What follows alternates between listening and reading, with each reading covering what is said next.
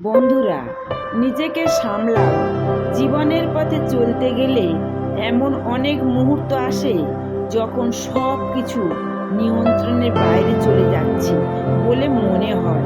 দুঃখ, রাগ, হতাশা এই অনুভূতিগুলো আমাদের ভেঙে দিতে চায়, কিন্তু ঠিক তখনই সবচেয়ে দরকার নিজেকে সামলে নেওয়া। কারণ বাইরের পরিস্থিতি আমরা সব সময় বদলাতে পারি না, কিন্তু নিজের মনকে নিয়ন্ত্রণ করতে পারি।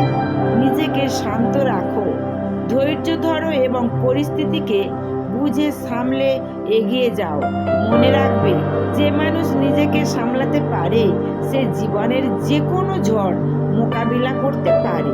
তাই আবেগে ভেসে না গিয়ে নিজের উপরে নিয়ন্ত্রণ রাখো, নিজের শক্তিকে জাগিয়ে তোলো এবং বিশ্বাস রাখো তুমি পারবে।